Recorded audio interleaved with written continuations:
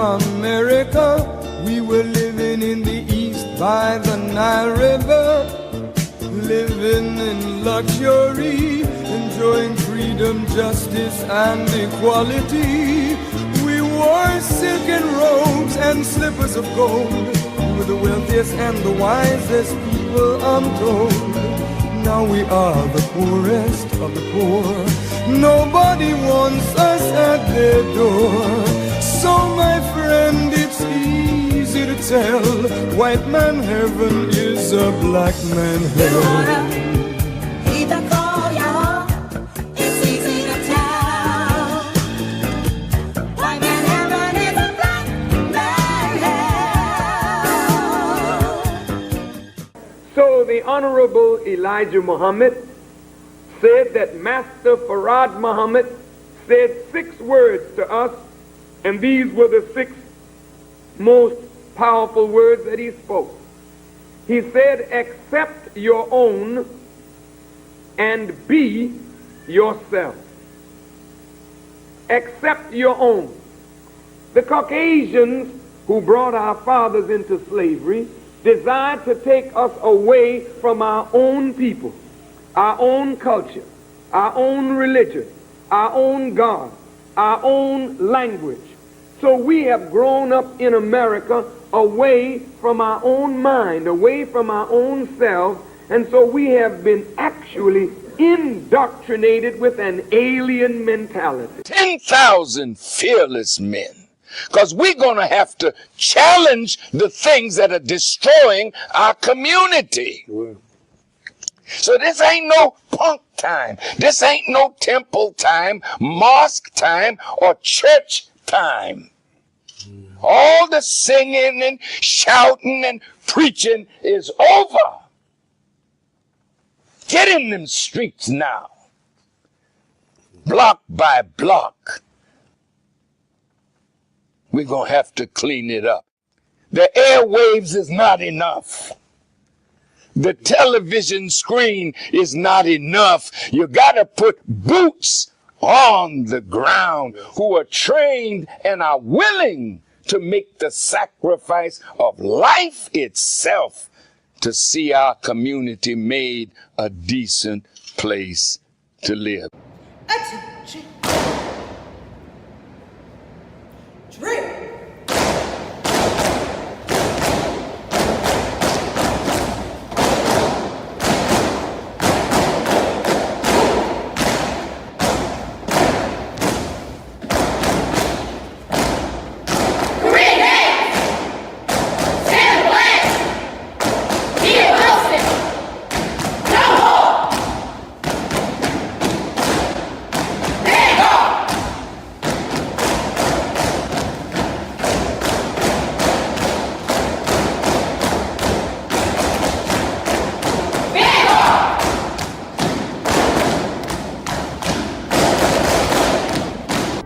Soldiering is a part of the Nation of Islam, and it readies all of us to obey the commands of God. Now some will ask, well, why military drill? Because this is what produces the camaraderie. Facebook and Instagram thought that they could ban the Honorable Minister Louis Farrakhan. But in reality, they can't, because he already lives in us and millions of others. قل أعوذ بالله من الشيطان الرجيم بسم الله الرحمن الرحيم الحمد لله رب العالمين الرحمن الرحيم مالك يوم الدين إياك نعبد وإياك نستعين اهدنا الصراط المستقيم صراط الذين أنعمت عليهم غير المغضوب عليهم ولا الضالين آمين. In the name of Allah, Master Fard Muhammad, the one true and living God, to whom praise is due forever. I bear witness that there is no God but Allah, and that the Honorable Elijah Muhammad is his messenger. Peace, family, and welcome back to another wonderful episode of WHID-FM. WHID-FM is your personal platform where those of us striving to follow the life-giving, life-saving teachings of the most Honorable Elijah Muhammad, as given to us by his premier pupil, the Honorable Minister Louis Farrakhan, gather right here in this virtual meeting place to answer that most critical question: what has Islam done for me? It's Sunday, April 19th, 2026, and at this time, we're going to turn it over to their dynamic co-host of WHID-FM, Sister Janine Muhammad, who is a superstar student here in the Ministry of Muhammad Mosque number 6, under the leadership of our beloved brother, student Imam Abdul Salam Muhammad. Assalamu alaikum, family, and thank you again for joining us for another wonderful episode of WHID-FM, where we hear the stories from our various guests about what Islam has done and continuing to do for them. Tonight, we're going to introduce our guest, who is no newcomer and really needs no introduction, except for we are in for another wonderful treat. She is going to explore the benefits of Chinese medicine versus Western medicine. So without any further ado, we'd like to turn it over to our guest tonight, Sister Dr. Joy Muhammad. Sister Joy, I'll turn it over to you so you can begin your presentation.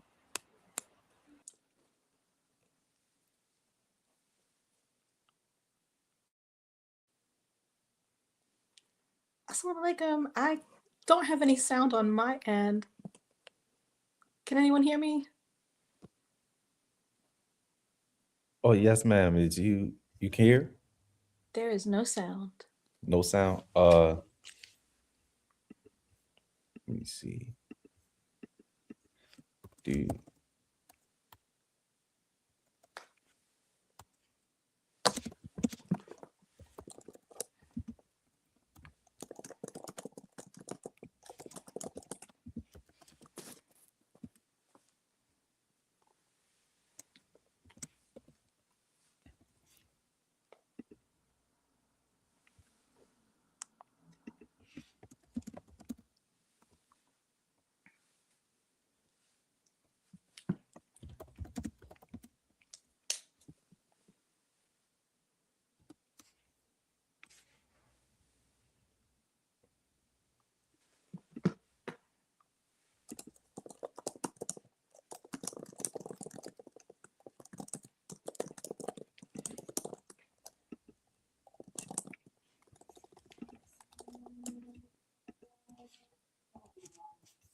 See. Can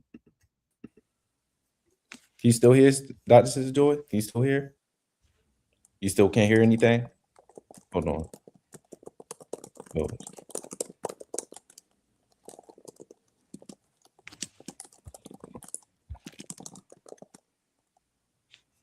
Hold on.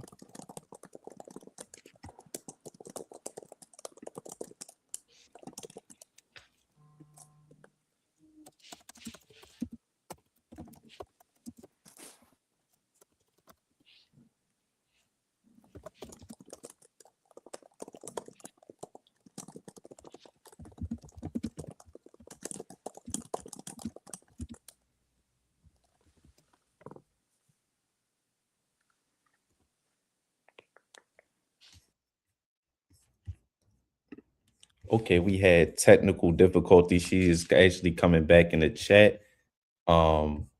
She's actually coming back in the stream right now. So what she's presenting is making our community is a decent and safe place to live. And she is going over her presentation. And if once she is going over her presentation, if the chat wants to have any questions after she is finished, then please let you have that in the chat. She's back. Let's see if it works now. Assalamu alaikum. Yes, I can hear you. Praise be to Allah. I can hear y'all now. You too. can hear? Okay, yes, ma'am. Thank you. Technical difficulties. Yes.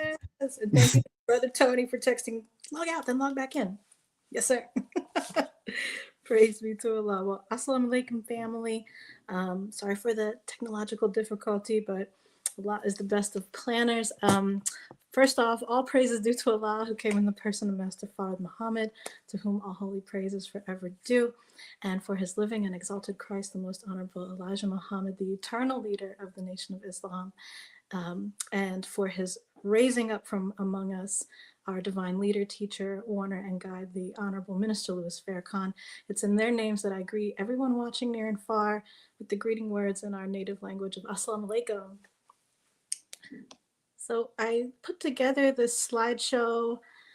I'm not sure if we'll get through everything, but one, if you have any questions, please put them in the chat or on any platform that you're watching this from, and I will try my best to answer. And if not, then I can leave a resource for you so that you can get in contact with me afterwards.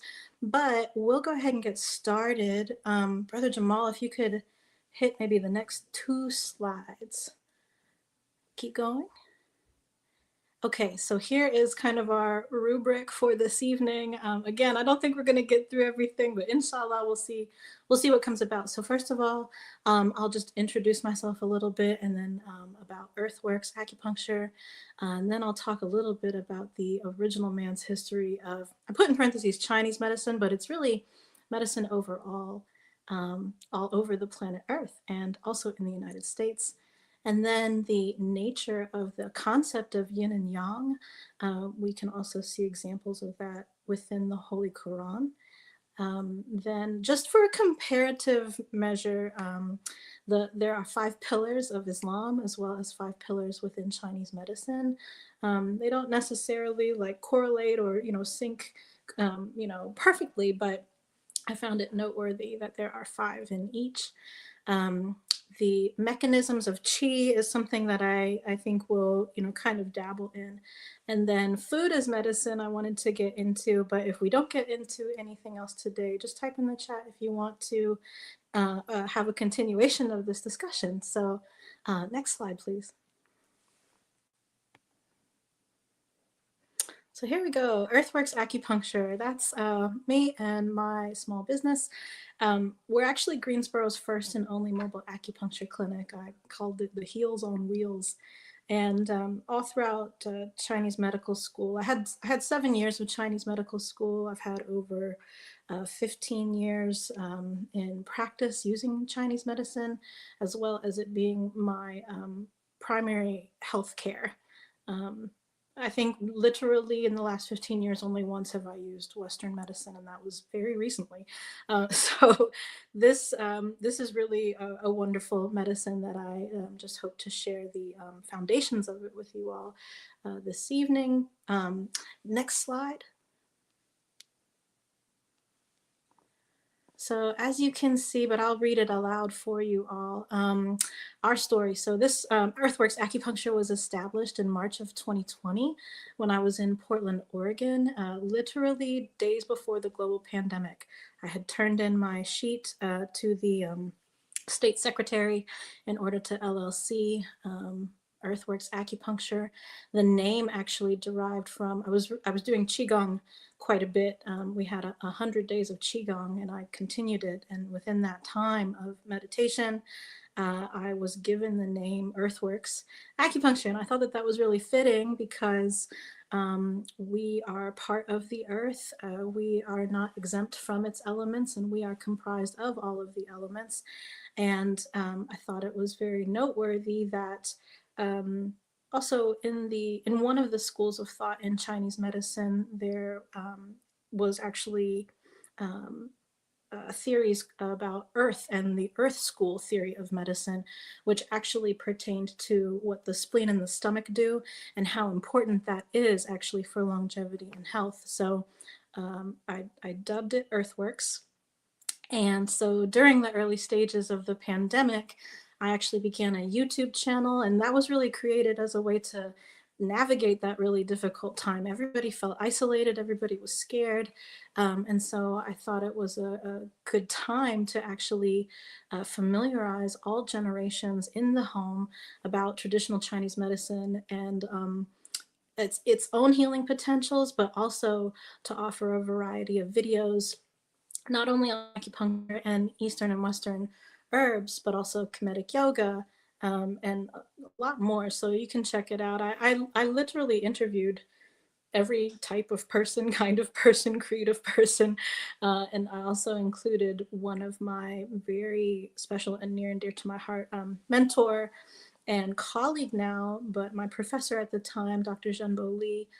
She really took me under her wing, especially to learn all about gynecological and women's health and wellness. So she's on there. We talked about everything from COVID to cancer to every system of Chinese medicine. So upon moving back to Greensboro, I was out there actually for 7 years, receiving my master's in 2019 and then my clinical terminate doctorate degree in 2022.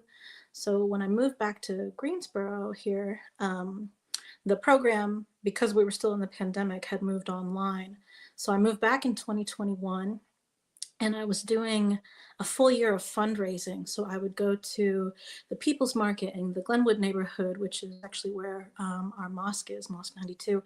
I traveled to a lot of different pop-ups, vending markets and things like that. I would do guest speaking in and around the Triad where I live, and just sharing history and the efficacy and the depth and the breadth of this 3,000-year-old medicine. And then I would demonstrate some of these life-giving techniques by using a mustard seed. I should have brought some out. I forgot to get them from the clinic today, but where the mustard seed is actually on the back of a non-adhesive small piece of tape, and it is applied to acupressure points in the ear to help alleviate pain and other various dis-ease. So through the fundraising goal, again, this was all people powered. This is for us, by us, and no grants or loans, just working within the community. And through the fundraising efforts, even though it wasn't entirely met, like my peak goal, we raised just enough to purchase a workable bus. So Allah blessed me with a bus, a 2007 Chevy bus, and it had additional mechanical repairs that it needed, but that was the beginning stages of the build out of Greensboro's first and only mobile community acupuncture clinic. And so it debuted actually Juneteenth of 2022, the same year that I graduated my doctoral program at the Glenwood People's Market.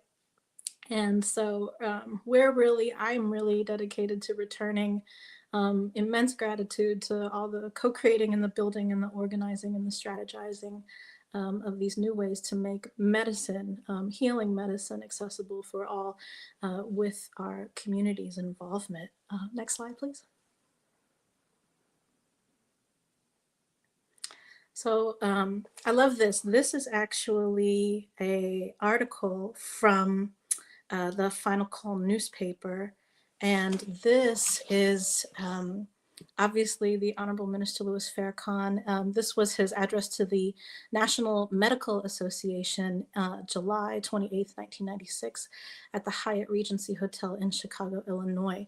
And so there's a few quotations from this article, but he says, "Doctors must be involved in the divine art of healing. Dear brothers and sisters, it's a great honor to talk to those of you whom I believe God has called to the healing science and the healing art.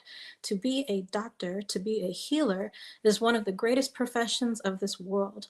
I said called by God because every person involved in healing to me is involved in that which is of divine. As doctors, you are students of the greatest house, divine house that God created, the human body. And as students of his magnificent creation, the human body, there are certain norms that you must be present in order for the body to be considered healthy. There are certain standards and there are certain criteria that all agree are the measurement of health. And so when you take blood pressure, you don't ask color or race. You know that if it is within a certain range, the life force is in that area functioning properly. If the temperature of the body is within a certain range, you know it is healthy. If the pulse beat of a heart rate is in a certain range, you can tell the vital signs are good. And whenever these signs are not as they should be, the natural function of this wonderful organism is being impaired. Therefore, as a doctor, you make a proper diagnosis, and then you prescribe some medication that will bring a natural function that is out of order back to divine order. And then the patient thanks the doctor because the patient becomes well. As a doctor, you are knowledgeable of the science of medicine, but there is also the art, the skill of execution of your knowledge. The greater your creativity in exercising that knowledge, then you become a skilled artist at your craft. So you're not only involved in the science of medicine, you are involved in the art of healing. Well, I love that because that is exactly, you don't have to go back, but what the very first slide, the school that I ended up graduating from, that was their motto, was the art of science, the science of medicine, and the art of healing. So that is part and parcel to what acupuncture and traditional Chinese medicine is. Next slide, please. Back one more. There we go.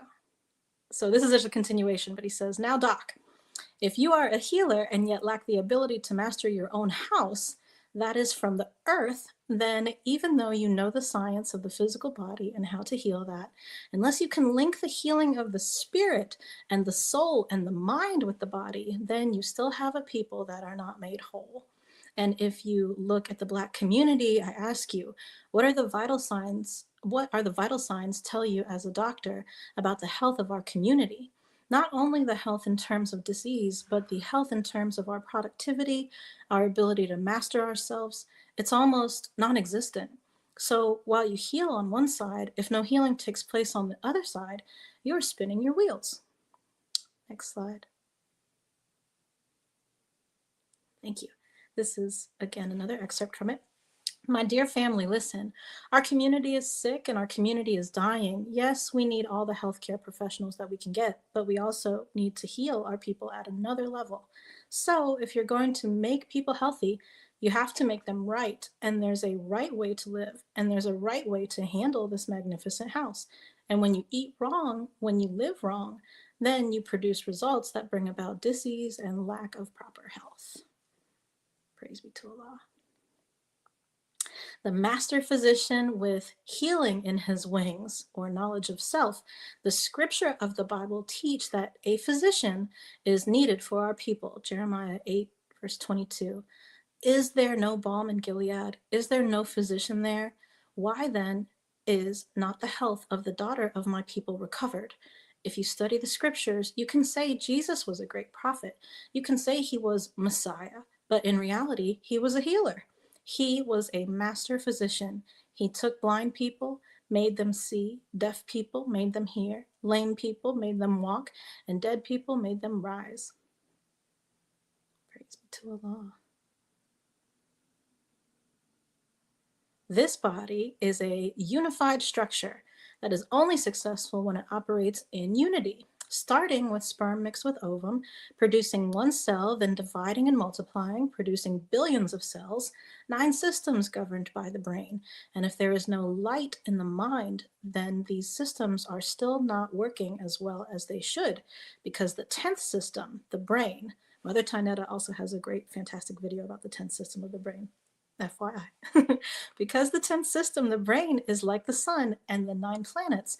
Without the sun, the 9 planets would collide, and without light or knowledge in the brain, we do things that bring about dis-ease. So, since everything is created to work in unity, then at one, or atonement, means that we have to bring our lives into oneness with our Creator.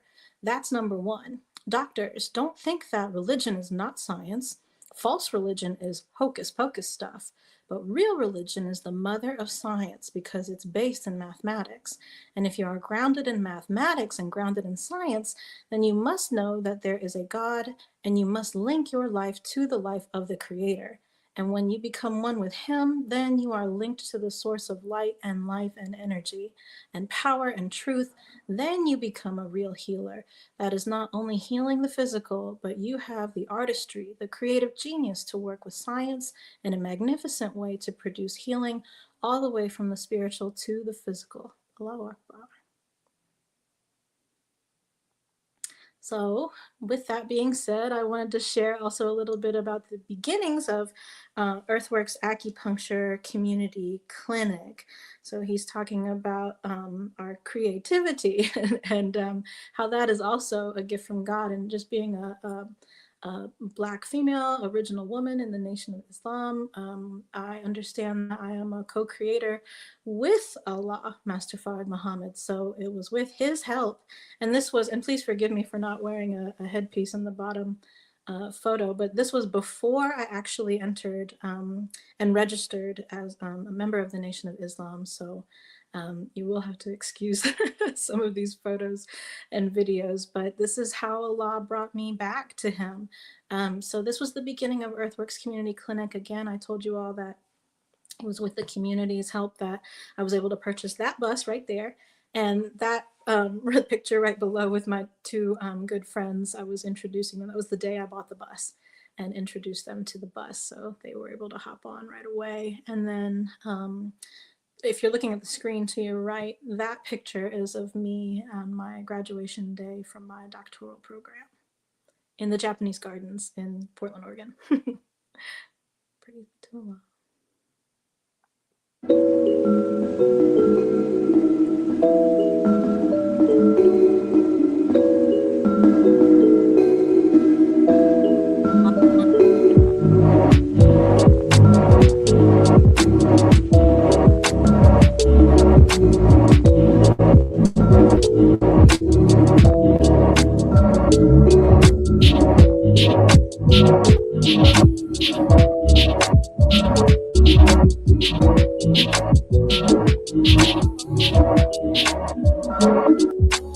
It helps the speaker lead his audience into the seed. Well, they both went at the same time, but that's okay. You guys get the idea. It was a lot of work, taking out all 14 seats, like gutting the whole thing essentially, and then painting it, and then getting a local contractor to help me to build parts of it, which I forgot to put that picture in. But next slide, please.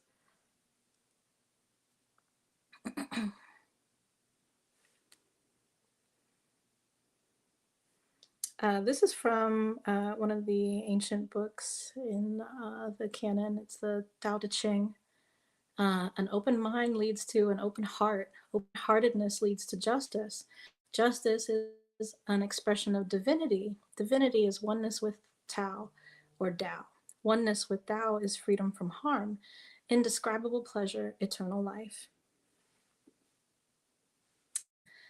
And we can see. Yes, holistic healing.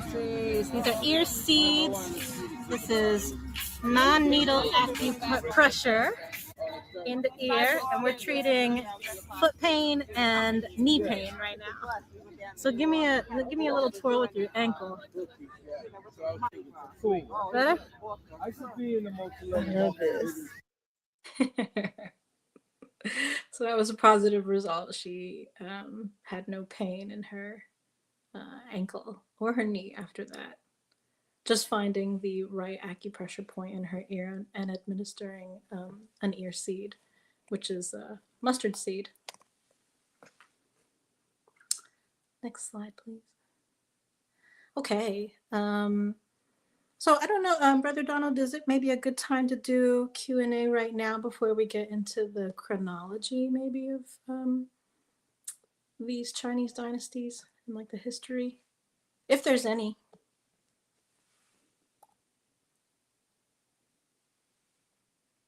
Yes, ma'am. We can start Q&A right now. Actually, that's what you said. Yes. And first we can go to Sister Janine. She has her 2 questions first. And yes. Brother Jamal, if you're speaking, I can't hear you.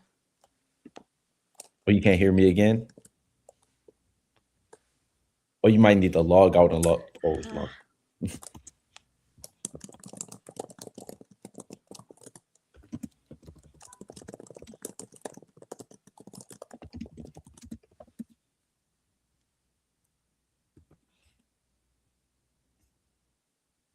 I will be right back. I don't know what's going on, but we'll be right back. It's okay. Yeah, it's technical difficulties again. All right. Assalamu alaikum, family. So thank you for being patient with us. I know I cannot wait to get to my first two questions because I know when it comes to Chinese medicine and Western medicine, we have so many questions. I do see a couple of questions in the chat. So before I get to my question, I want to make sure that we get to the audience questions first. So, Sister Joy, I see you're back in. Can you hear me okay? Ma'am.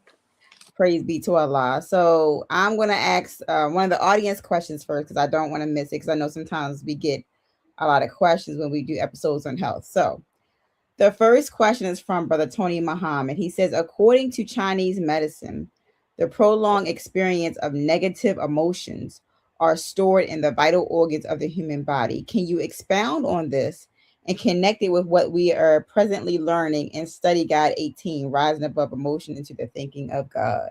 Beautiful question. So, you'll see this again. You'll see this slide again, speaking about the emotional aspects of the 5 elements. But there are 5 elements in traditional Chinese medicine, and they are fire, earth, metal, water, and wood.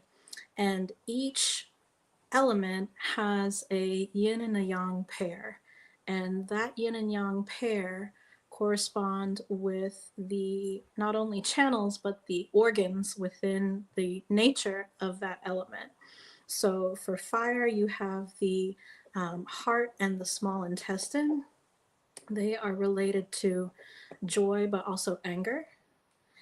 Also within the fire element, you have the pericardium and the triple warmer. The fire element is special just because it holds 4 of those channels and organs. The pericardium, even in allopathic Western medicine, has a function, and it is actually the wrapping around the heart.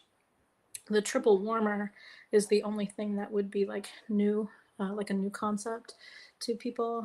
We call it the triple warmer or the triple burner or the sanjiao. And Western medicine is just kind of now catching up to the concept of that. So you can think of it as like fascia or fascial tissue. The earth element, that also has a yin and a yang pair. The yin is the spleen and the yang is the stomach. And that is associated with what we would call yi, or intellect, or thinking, or even overthinking. Sometimes worry also can be associated with the earth element. Then you have the metal element. So the yin is the lung and the yang is the large intestine. And the metal element is actually associated with the emotion of grief, or sadness or depression. The water element would be next, and the yin would be the kidneys, and the yang would be the bladder. And water is associated actually with fear. It can also be associated even with like terror, or yeah, those would be the two main ones. And then wood. The wood element is actually the elemental, the seasonal element that we're in right now. We're in spring, so spring is associated with wood. And wood is actually associated with the yin, liver, organ and channel, and the yang is the gallbladder. So wood, and forgive me, the heart is actually really associated with joy or overjoy. Wood is actually associated more so with anger, and also growth, like growth and expansion, but also the emotion of anger. And so when you're thinking about our study guide right now, first and foremost, and this was another thing too, heading further into the slideshow, inshallah, we would talk about foods and foods as medicine, and especially, you know, with our own divine physician, Master Fard Muhammad, and the Honorable Elijah Muhammad giving us how to eat to live. What we put in our bodies also will help us to navigate how we think, how we feel. And so, you know, without comparing too much, like I was saying initially, that the Earth School was really associated with what we put in our stomachs, what we put in our earth element, our spleen and our stomach channel. I would say that, you know, How to Eat to Live would be well within that category of, okay, well, you know, the spleen actually helps to build blood, govern the chi in the blood, and also it governs muscles. Again, it governs that emotional aspect of or intellect or thinking or even overthinking. So, you know, thinking even about, oh man, I'm really overthinking. I have a lot of anxiety. You know, I'm overwhelmed all the time. Well, let's take a look at your diet and what you're eating. You know, yes, you know, in How to Eat to Live, it says that, you know, cheese from, you know, cow and sheep are okay, but you're not supposed to eat a lot of that, and you're not supposed to eat that every day or on the go. And so how is that really affecting how you feel, how you think? How's it affecting your cholesterol? You know, how's it affecting just the weight of the visceral fat and, you know, the tissues?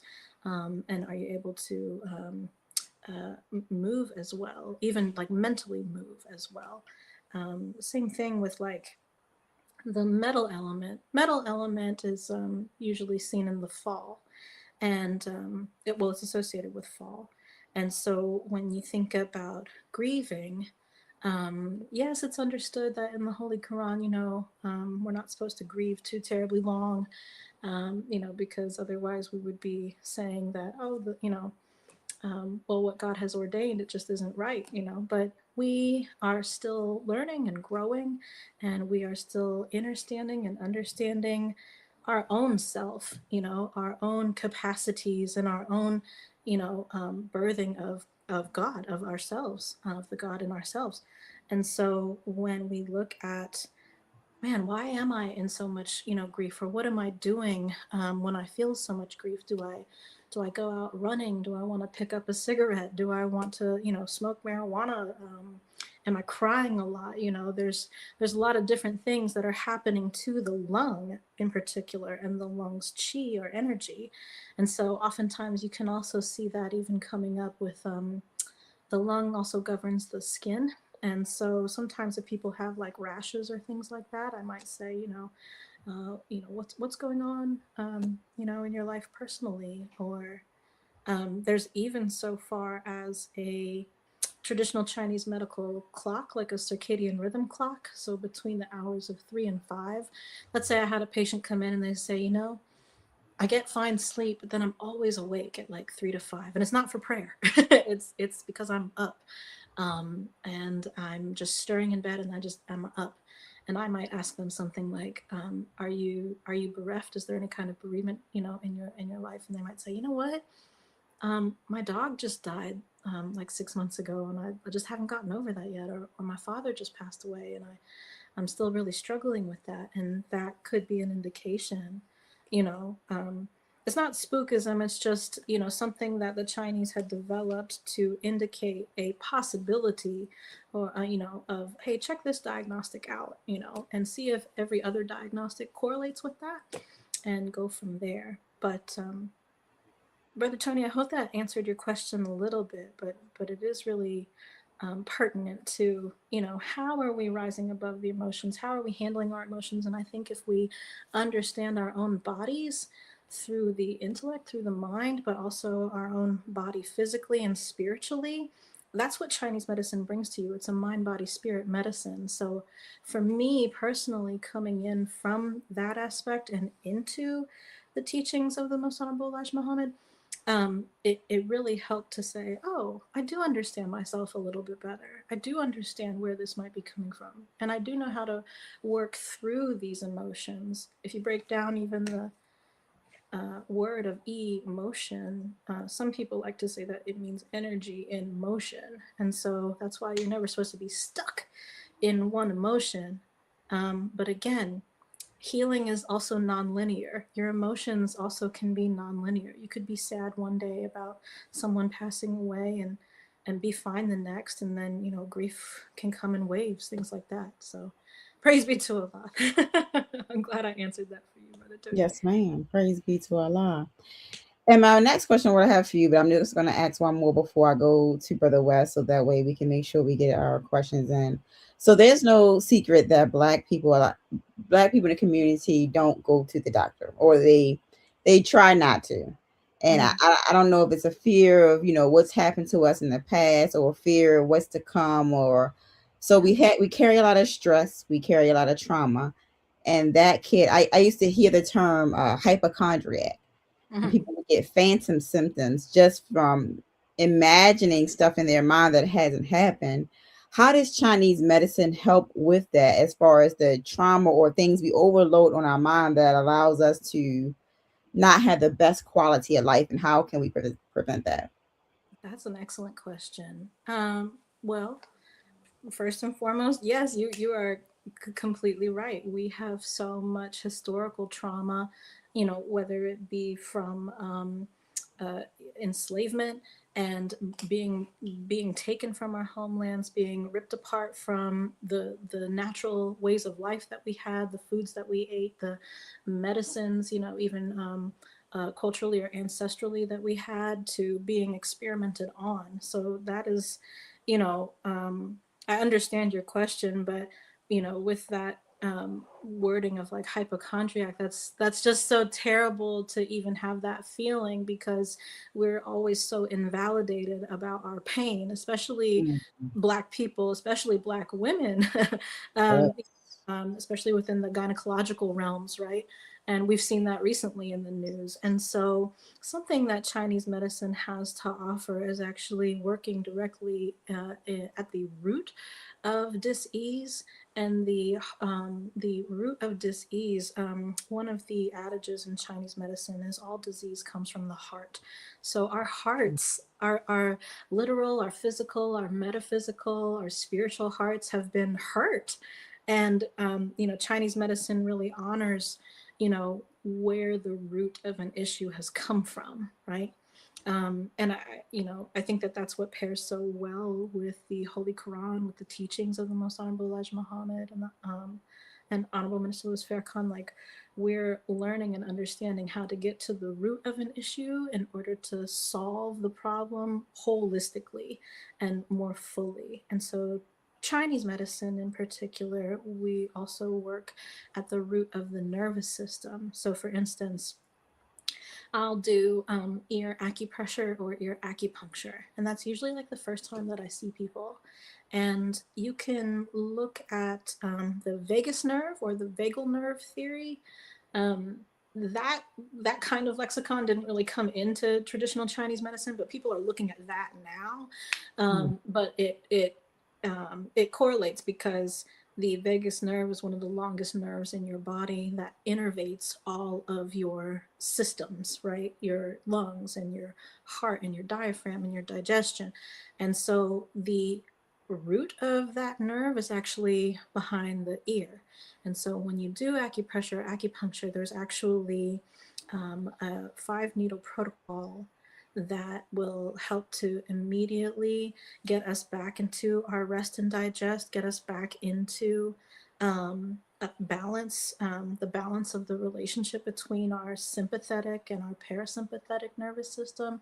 And those are big words, but those also just mean, like, when you are in fight or flight or freeze or fawn, which are traumatic responses to a traumatic event, whether it's just one event or several events over a long-standing period of time, your entire nervous system is out of whack.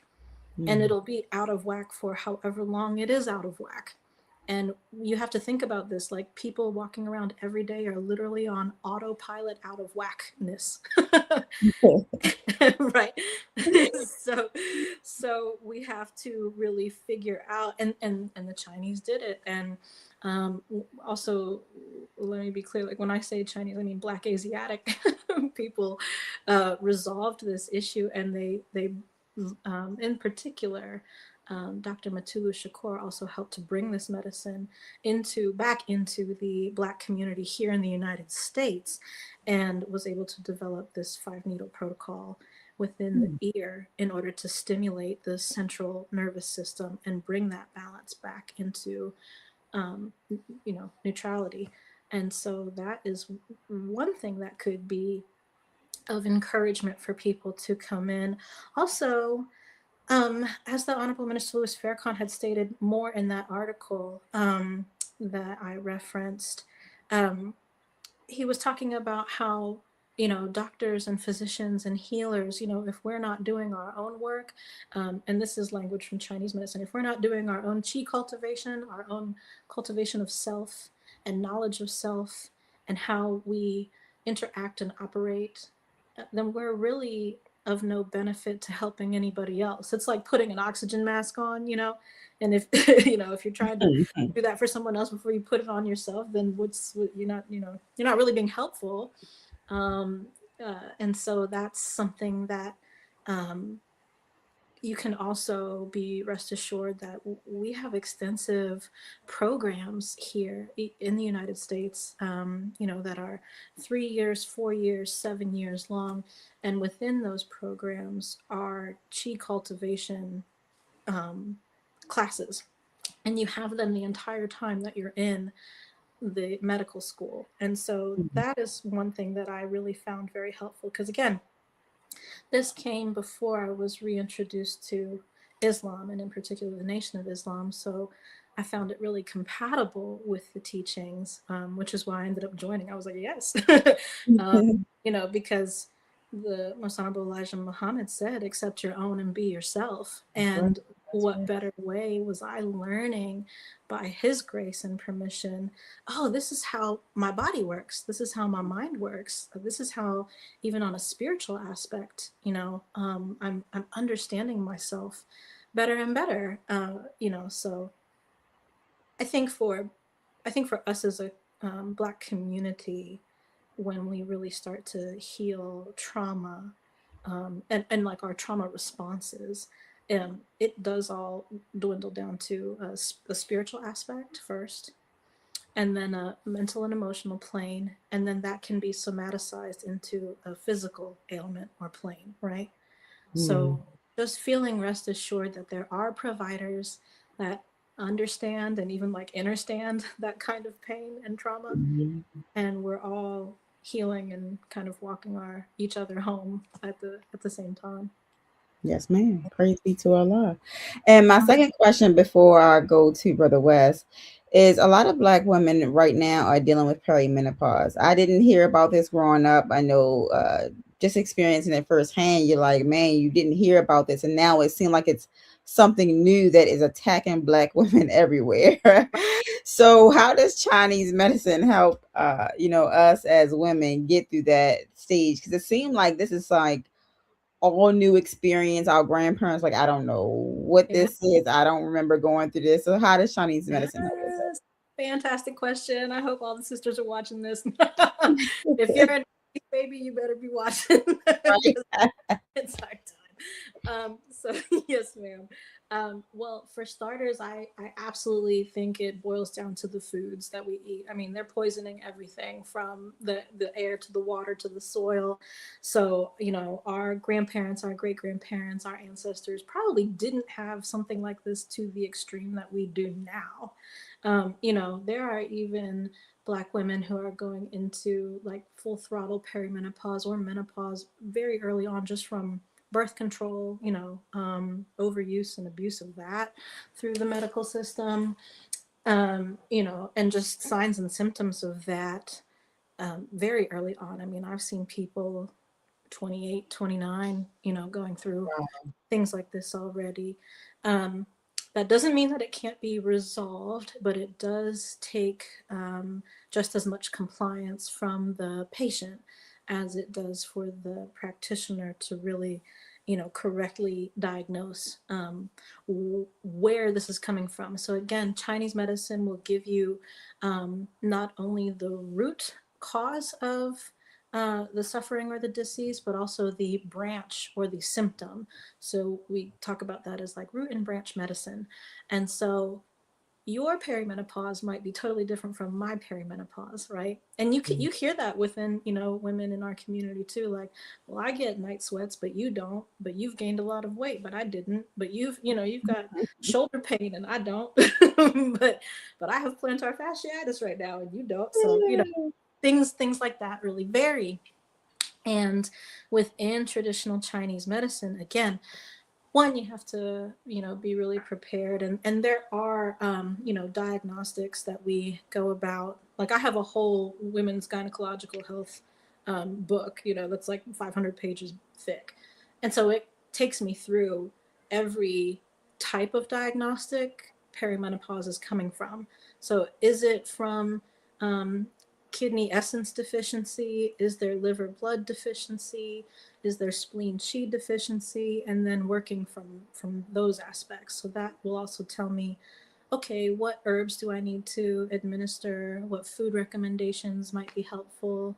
And then sometimes too, I had naturopathic doctors teach me as well. So every now and then, because it might be a little bit more accessible for us as a community, like, oh, there's vitamins and minerals, milk thistles, fantastic, try that out. Or magnesium glycinate. You can't sleep? Magnesium glycinate with some organic tart cherry juice. Put you out like a light. Enjoy your sleep. Yeah, so there's a few things to be said, but Chinese medicine absolutely helps. What you want to do when you hit that perimenopausal stage, or if you're even seeing like inklings of it though, is catch it immediately. If something, and that's another thing too, we're not really accustomed to tuning into self and saying, this is off. We don't say this is off until it's full blown, full throttle, like soaking through sheets, night sweat. Oh my God, maybe I do have, But when you start to like see those inklings, like, hey, I'm a little more irritable than I've ever been for no good reason. What's going on? Checking in with self. And there's herbs for that, so that you can have these more peaceful transitions into the next stage of life. Yes. I'm just laughing because you're saying peaceful transitions. I know women are like, man, nothing has been peaceful about this journey. But maybe that's me. I am the people. Well, yes, ma'am. Thank you for that. And later on in the show, we'll definitely make sure we know how people can get in contact with you to make sure we can attack this demon of. But at this time, I'll turn it over to Brother West, who has some questions for you. Brother West, I'll turn it over to you. Yes, ma'am. Thank you. In the name of Allah, the Beneficent, Merciful, God bear witness that there is no God but Allah, and Muhammad is His messenger. Assalamu alaikum, Sister Joy. Sorry, sir.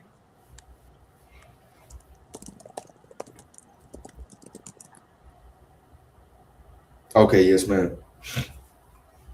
Sister Joy is gonna be right back, just dealing with some more technical difficulties. And while she is dealing with that, we're gonna go ahead and just remind you all that you are listening to WHID-FM. We want to thank you for tuning in and spending your wonderful time, valuable time with us, because without you, there is no WHID-FM. If you have any suggestions, please email us at WHID1919@gmail.com. And also, please subscribe to WHID-FM on YouTube and follow us on Facebook.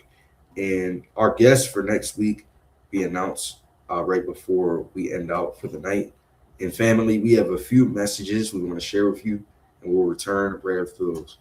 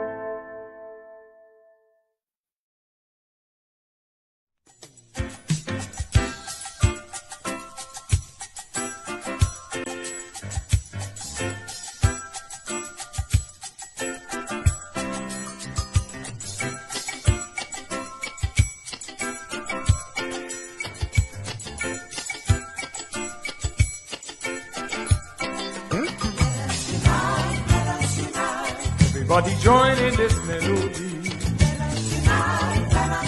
That's the only way we're gonna be free. Everybody singing this sweet refrain. Sing this melody till it gets in your brain. Well, I'm talking to you, Muslim, Christian, and the Hebrew. Anything to do, we got to unite, or else we are through.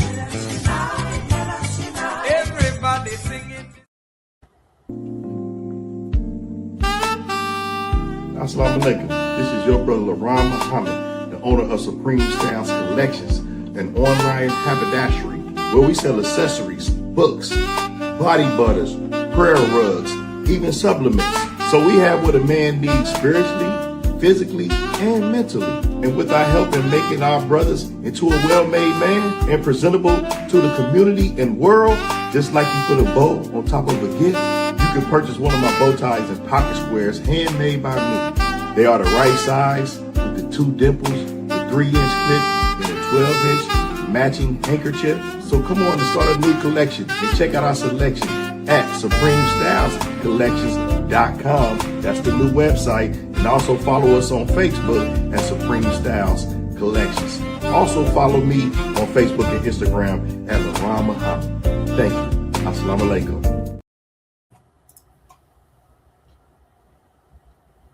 Okay, praise be to Allah. So my questions for you after the few slides of your presentation.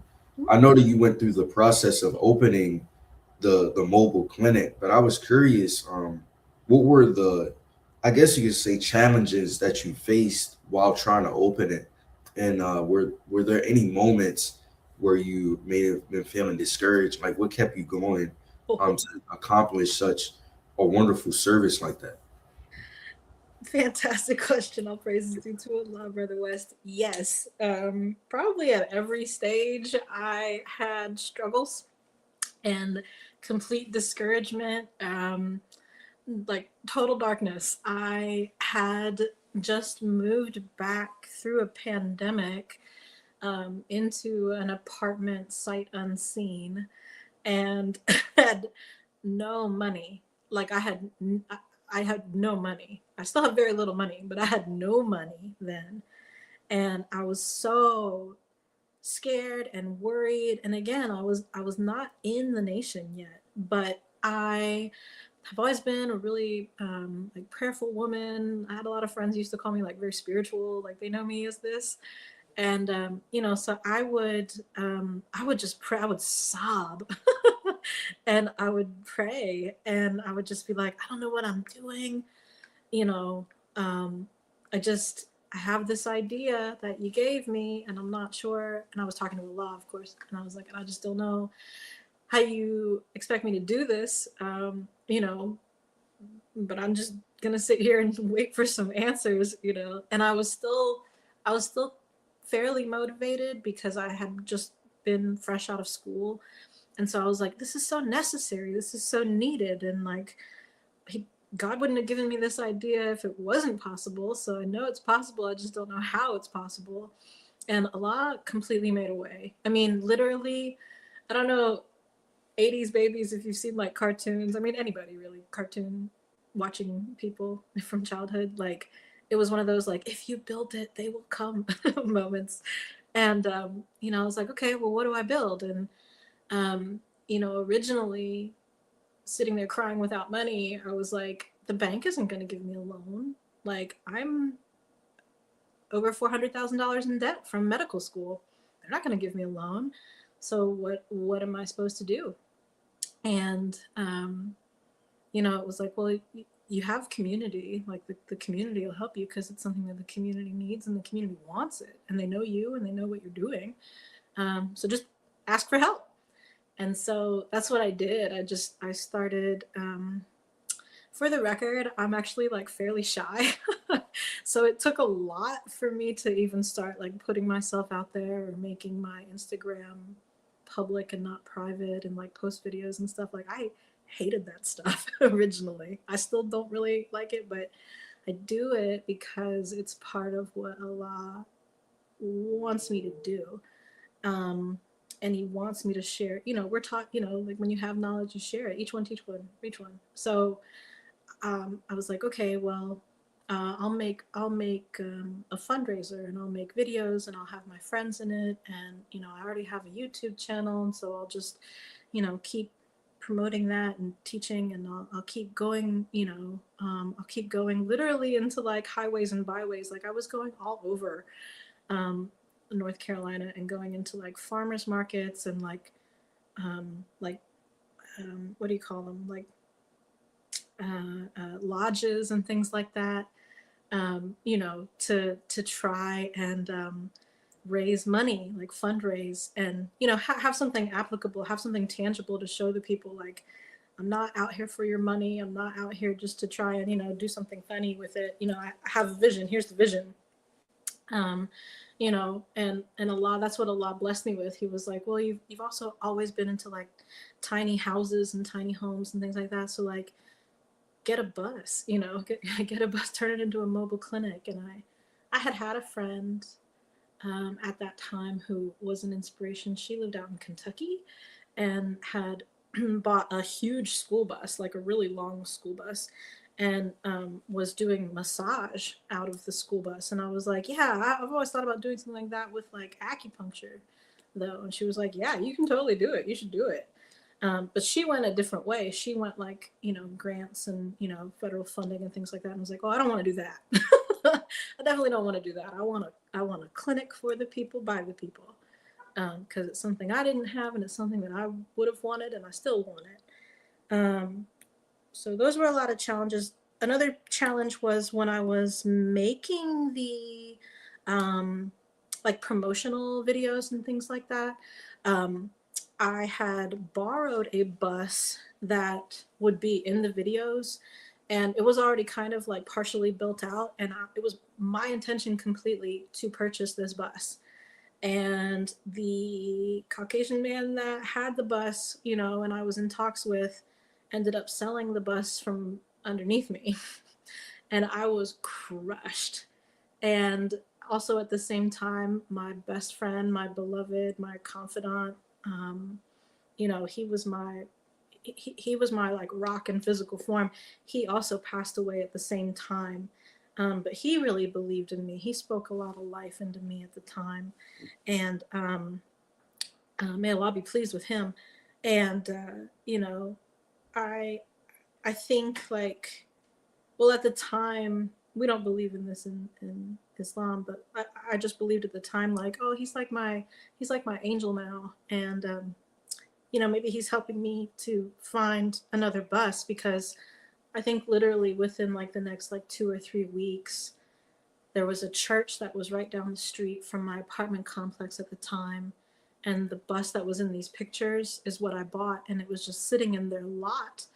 And I called up the church and I was like, do you guys have plans for that bus? It's just been sitting there for like, a good half a year. And they were like, as a matter of fact, our congressional staff, like they just met and they want to sell the bus. And I was like, well, I have cash for you. How much do you want for it? And they said, well, it's missing a catalytic converter. So, come up here and we can talk it out with you. And I honestly, Allah like gifted me that bus, and I gave them cash. And through the community, I was like, now what? Now I don't know anything about mechanics. So like, how do I fix a catalytic converter? And again, Allah blessed me with community who they were like, oh yeah, we know so-and-so who knows such and such. And,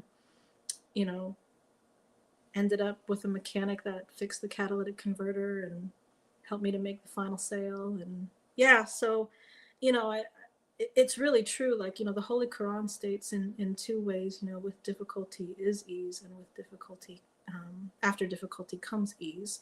And so that to me also represents like, when you have trust in Allah, when you are like literally fully surrendered to Allah, there is still ease within difficulty. And we are taught that anything worthwhile always has a difficulty factor attached to it. So all of this has been worthwhile. It's not perfect.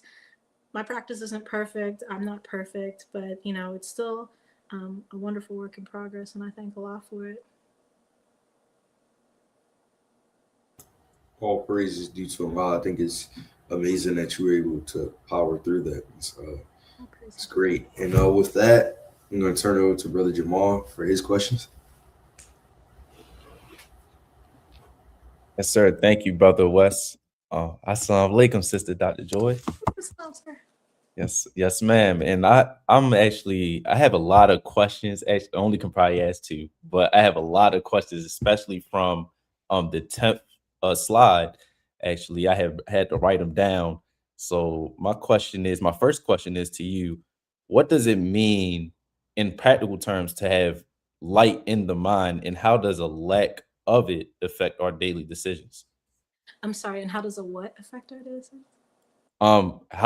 What does it mean in practical terms to have light in the mind, and how does a lack of it affect our daily decisions?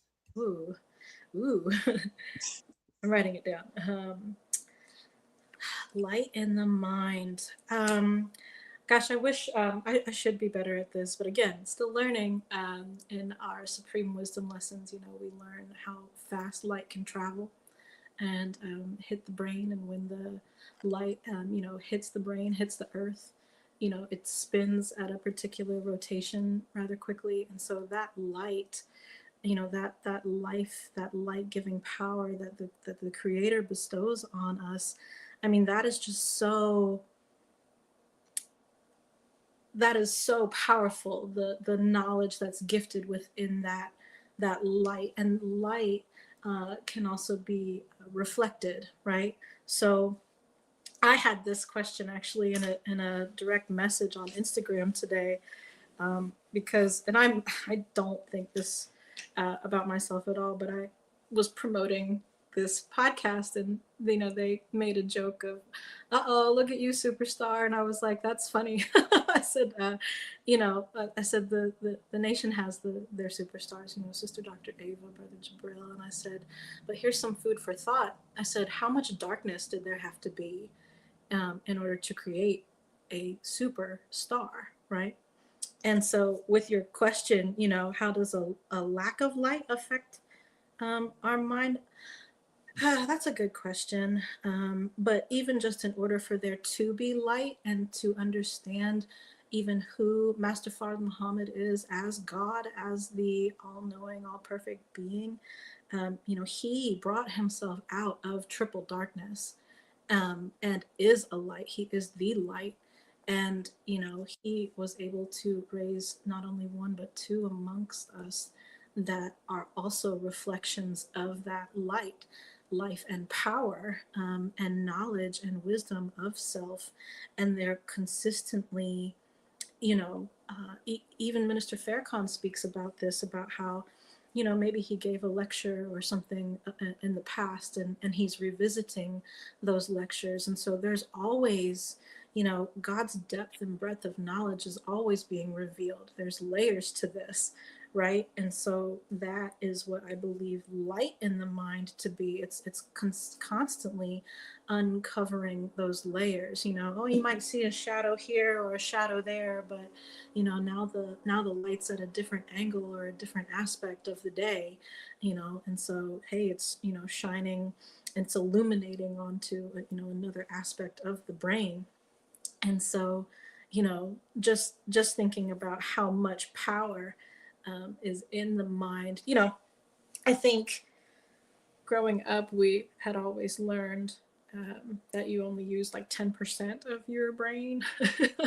And when I was younger, I always thought, well, man, like what happens when you can like use the whole thing? Like, and I do believe that we're in the right educational course, in Elijah's class to understand just how powerful we are, especially within the lectures from Minister Farrakhan of like how to give birth to a God.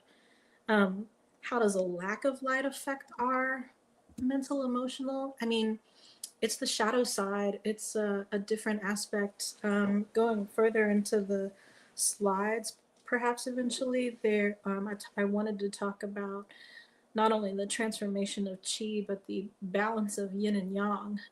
You cannot have lightness without darkness. And so I think that even with people who suffer from like depression, anxiety, PTSD, CPTSD, any kind of like mental emotional darkness, there's always a balance, you know, there's always balance. And you know, I think we're taught with so much what the minister says, you know, false religion as hocus pocus, you know, that type of thing. Well, you know, Islam is mathematics and mathematics is Islam. So, you know, if we're always reaching and striving for perfection, perfection in and of itself is a mental, emotional, and physical balance. And so you need that. You do need darkness as much as you need light. I mean, look at even our state of the world right now. Like, it's not even the darkest it's going to get. And Minister Farrakhan, I believe in the 2023 Savior's Day address, the War of Armageddon has begun. He spoke very clearly, and it resonated in me like a gong. And it was like when he was referencing the biblical term of joy comes in the morning, you know. And so just knowing that it's always the darkest before the dawn. You need both. That's man. Thank you for that. And actually, you got into something I was going to go into next. Like when I was looking through your slides, I was so interested, especially in the yin and yang of ourselves and the yin and yang in nature. So, and also I just saw the quote, "A divinity is oneness with Tao." So I wanted you to talk about that quote, and because personally I was interested in that, and how is that quote important to us, and what is the importance of having that balance of yin and yang, and you know, and the divinity is oneness with Tao. What is the importance of those two aspects? Praises due to Allah. Well, first and foremost, I want to say that it's really an honor and a privilege to talk on these platforms, especially with believers watching. And so I never want to misconstrue the teachings with like Chinese medicine, you know, like they can be relatable and you know, but we know the ultimate truth, right? And so with Chinese medicine, what I'm trying to do is also unpack where the real truth resides.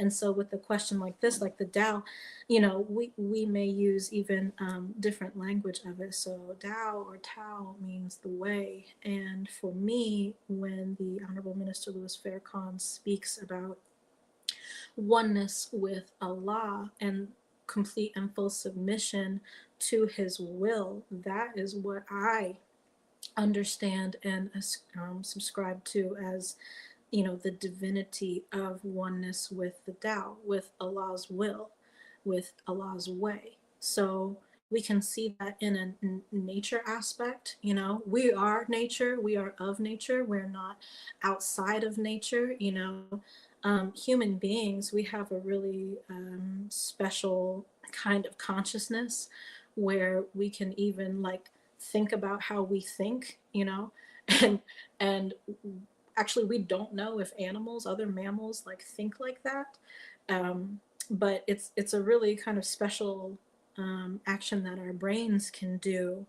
And when we look at nature outside of ourselves, we can see that. I was just watching, I love horses, and so I was watching this video on, I think it was TikTok or Instagram the other evening, and there was a female horse giving birth. I've never seen that before until I watched this video, and I was in so much awe. And I was just watching this mare, you know, have these like big contractions, and you know, a horse is no small creature. Even a baby horse is not a small creature, you know, going through a birth canal. And I was just like, man, this horse is so calm. why is this horse so calm? And then I watch videos of, you know, women giving birth and, you know, screaming and, you know, hollering. And I'm like, that induces more pain, you know, when we do that. But this horse is like so calm, and this horse just seems to be so at peace and at ease. And like, you know, a horse can't talk. It can't go like, oh my God, why did you do this to me? Oh my God, I can't, you know, it's just at ease and in submission to, well, you know, it knows what to do. It knows exactly how to submit even in that trial of birth. And I just think that that is something that is a divine aspect of life. You know, once you really can understand how to submit, even with our own egos, you know, we might think like, yeah, I submit. I eat 1 meal a day. I make all 5 daily prayers. And it's like, I think there's layers to that. There's more to that. And there's really, you know, not to say that anyone's like wrong. We're all striving, of course, but there's a certain kind of transformation that happens where we're receiving more nourishment the more we submit. And so these, you know, these movements and these formations, and there's more fluidity in our daily life and in our mind, body, and spirit when we are in that oneness with the will of Allah, with His way. Thank you for that answer. I like how you put in yes, ma'am. I like how you put that, you know, Tao is Allah's way. I actually haven't heard nobody put it as that. That actually answered my question. Thank you for that. And next we're going to move on to Sister Louita, as she is going to continue asking questions towards you. So Sister Louita. Yes, sir. Assalamu alaikum, Sister Dr. Joy. Oh no, here's your sound. Oh, let me come back in.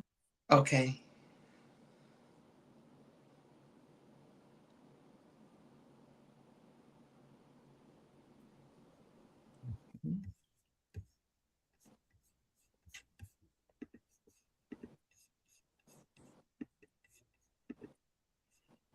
There she go. Yep.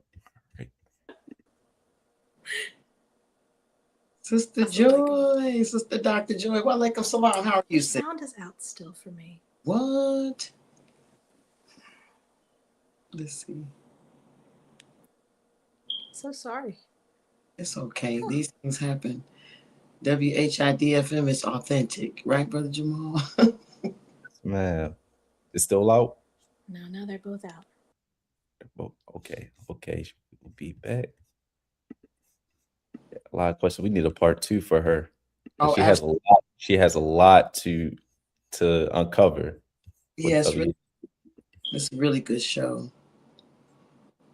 I'm fascinated with their presentation. Let's see if she's. You hear? Oh, you hear us? Can I hear her? Listen to Louita. Can you? Assalamu alaikum. Yes, I said behind your Satan. Yes. We did it. So, Sister Joy, well, I was thinking on something that you said, and I only have one question. Okay. But you were talking about how we as Black people have never really been validated, or the things that we feel or experience, you know, we get another name for, you just crazy, you're this, you're that. But we don't validate ourselves either. So my question to you is, especially regarding as a whole, or particularly to women, what damage is done when we are not in tune with our emotions and we suppress them? How does that affect us? I was having a conversation with someone and we were talking about being emotional or crying, or, you know, and we go out of our way to, I guess, be strong, if you will. That's the language that's used, you know. Yeah. So crying is weakness, or, you know, so what's the damage? What damage do we experience when we just go through life just out of touch? Great question. Yes, ma'am. That's so heavy. What damage is done? So much. Let's bring it back to what we are being instructed to do with how to make our communities a safe and decent place to live. Yes, ma'am. You are out of touch with self, with knowledge of self. And knowledge of self, again, it's also layered, right? I can have a mental knowledge of self, an emotional knowledge of self, a physical knowledge of self, a spiritual knowledge of self. And then there's also the holistic knowledge of self, how all of those aspects are coming into one, right? So sometimes there can be disconnects within those, like, oh, I'm in a bad mood, but I don't understand why my stomach is upset. There's a little disconnect, right? Or sometimes we can, have a like manic panic or something like that, and we all of a sudden get road rage, right? And there's a disconnect. We want to blame other people, for how we're feeling, right? And when we are oppressing emotions, even in the theories of Chinese medicine, anything oppressed is an impediment of a natural flow or a natural state of qi. And so when you have an impediment, or we call it like a stagnation, then there is always pain. And that is always true in Chinese medicine. Where there is stagnation, there is always pain. So if you're oppressing any type of emotion, and this goes back to Brother Tony's question about, how is this relatable to our study guide? If you are someone who has been consistently invalidated and you don't know where, you're always like even second guessing yourself, like, or what's the other word for that? Like, Allah, help me with these words. Sorry? Doubt. Not just doubt, but, I'll think of the words. It's like, yeah, I can't think of the word right now. If I think of it, I'll put it in the chat. Okay. But yes, when you are in that consistent, yes, self-doubt, but just not even being able to validate yourself. Like, I feel sad, but I shouldn't feel sad. Or I feel angry, but I know I shouldn't feel angry. I should, rise above the emotions into the greater thinking of Allah, but I'm mad, like in Chinese medicine, again, we're talking about the free flow of qi, and having a free flow of qi equates to that natural harmonious nature and oneness with the will of Allah, with balance, with harmony, inner and outer harmony. So even in the Holy Quran, Allah gets angry, but he doesn't stay angry, right? But he's angry. He can be an angry God. He's allowed to be an angry God. You're allowed to be an angry God. You're allowed to be sad. You're allowed to be happy, and having oppressed emotions of any kind is always going to implement pain. So like when I was at the beginning, what the emotions are equated to in Chinese medicine, like the 5 elements. So again, like let's say that you are just constantly grieving. We've had so many superstars in the nation pass away, right? Amazing, amazing people. And if we're in constant grief, like years past, it's correct. Like we're not supposed to be holding on to that type of grief so long, but that could also be because it's an oppressed emotion. You haven't actually grieved, but you're still holding on to the idea of grief, but you haven't expressed it. That's what oppression of an emotion is usually, Sometimes I think people get it out like, going to the gym and like hitting a punching bag, like, oh, like you're in a little mini rage room or something like that. And it is helpful because qi likes to move, in order to have that free flow state. But if you're just constantly like tamping it down and saying, yeah, I know I'm sad, but I got to get through with 5 different meetings and I have 2 different calls and I have to go check on this person, that person, and the other, and I gotta go make sure that this person's okay, and then I have to somehow feed myself, and then it just gets totally tamped down to the point of, well, now you're about to explode, right? And again, that is where we're learning these lessons, even in our study guides, and also with something like Chinese medicine. How is this affecting me holistically? The study guides have it beautifully written, for like the spiritual and also mental, emotional, and physical aspect. But in Chinese medicine, we're taking it a step further. And how is this showing up physically in my body? How is anger? How is suppressed anger and resentment of being, and trigger warning, but if you have been assaulted in any way, right? Especially as a female. What is that doing to your womb? Your second womb, right? Do you have fibroids? Do you have endometriosis? Do you have painful menses? So there are things that are happening because of oppressed emotions. And often emotions, we say in Chinese medicine also, that the mediumship of emotions is the blood. So now we're looking at a blood level of qi. That is a very deep level of qi. There's several different tiers of where qi is in the body. But blood is a very deep level, right? This is almost like ancestral. So you can also think about ancestral trauma and people not being validated, right? Like, we don't necessarily, I think, in our belief system, think that, well, let me backtrack.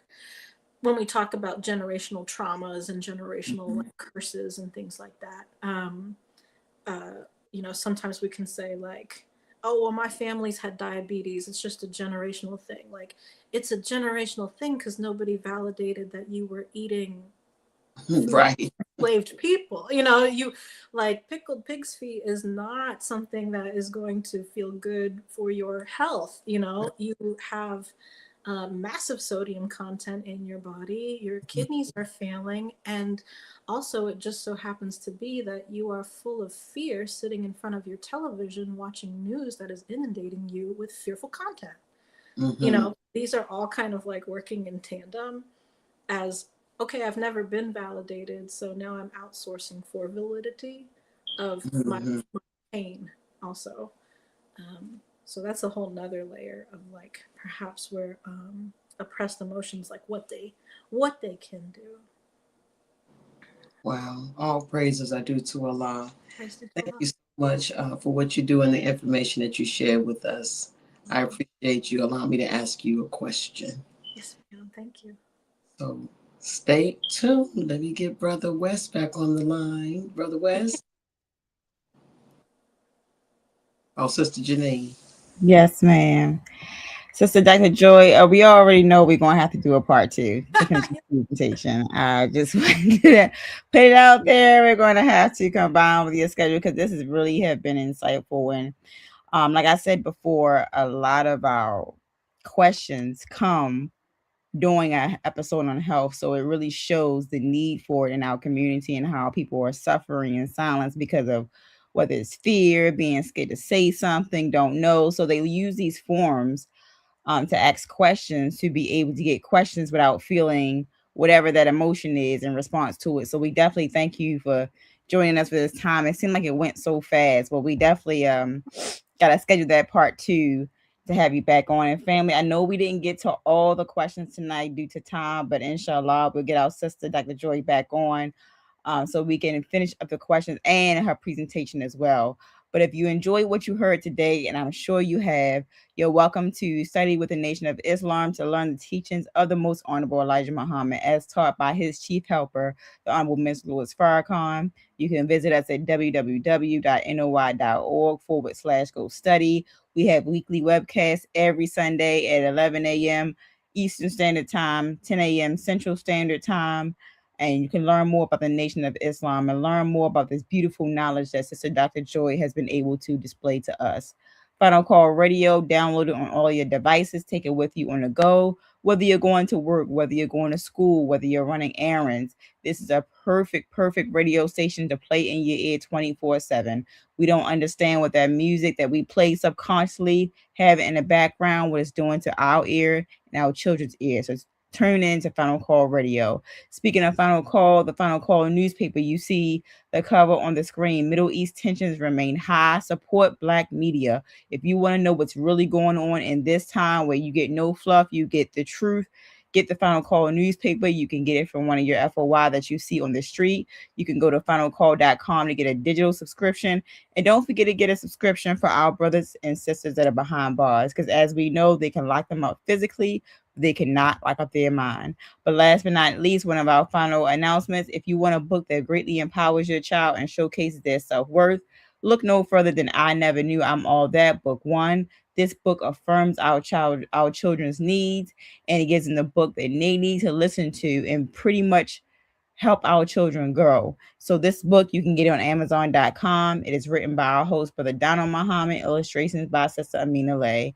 And if you are in the Richmond, Virginia area, you can visit every Sunday to come and hear the reality of God delivered by the local representative of the Honorable Minister Louis Farrakhan down in Richmond, Virginia, Student Minister Tracy Muhammad. And here in Baltimore, you can visit us at 2801 Dukeland Avenue, which is the Connection School.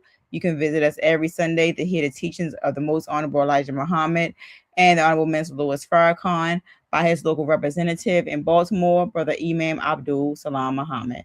So with that, family, I will turn it over to Sister Louida Muhammad, who will give us our Eat Well, Be Well segment.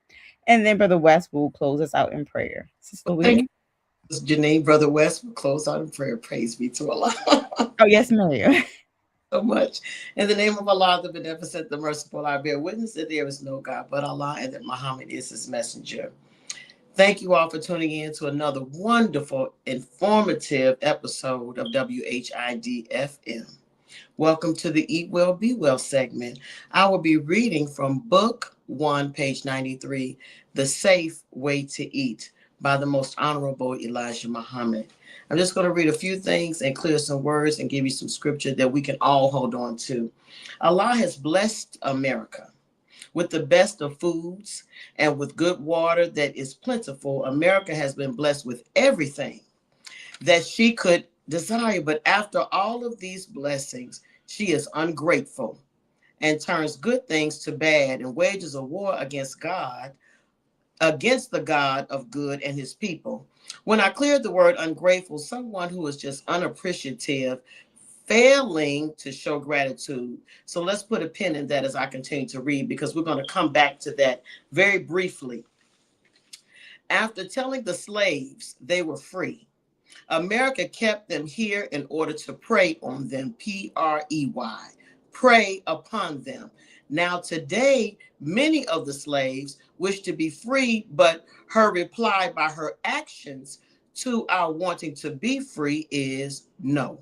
And America continues to give the so-called Negroes the same bad food and drink that her America's father did in the days of slavery. The Most Honorable Elijah Muhammad went on to say that America's markets are loaded with swine and loaded with vegetables and fruits which are preserved and made to look beautiful by having poisonous chemicals poured upon them.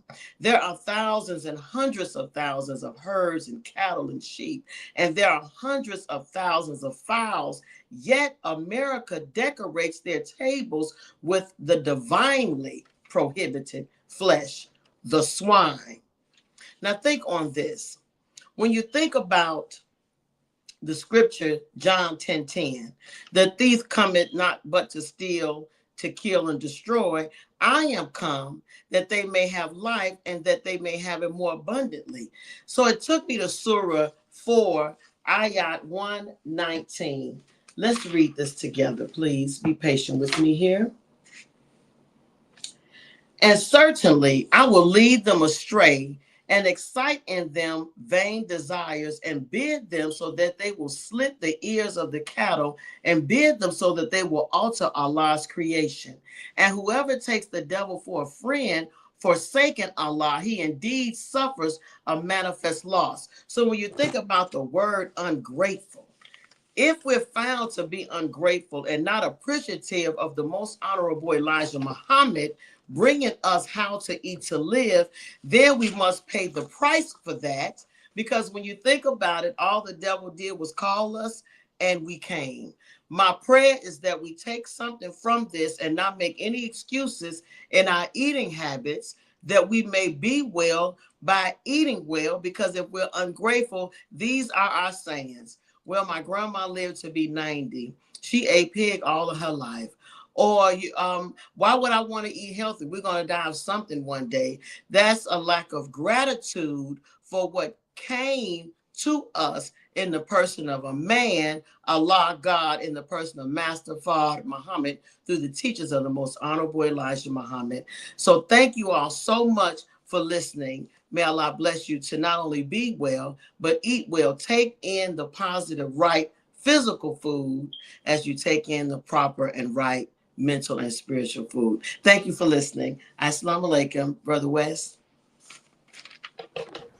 Yes, man. Thank you. With that, we'll close out in prayer. Attention prayer. Bismillahir Rahmanir Rahim. Alhamdulillah Rabbil Alameen. Rahmanir Rahim. Maliki Yawmiddin. إياك نعبد وإياك نستعين اهدنا الصراط المستقيم صراط الذين أنعمت عليهم غير المغضوب عليهم ولا الضالين آمين. Assalamu alaikum, family. This house is dedicated to knowledge and to the spreading of knowledge.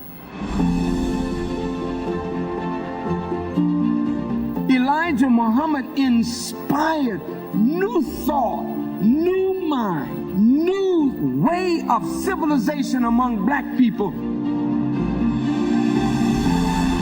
But he wanted a house from which a light could be lifted up to give guidance to all who would be guided as this world begins to close down. This National Center for the re-education and retraining of the black man and woman, but for the totality of the human family of our planet. I named this mosque after the only woman that the Quran names a chapter after, the mother of Jesus, Maryam. All human beings need to be re-educated. That is the purpose of the National Center.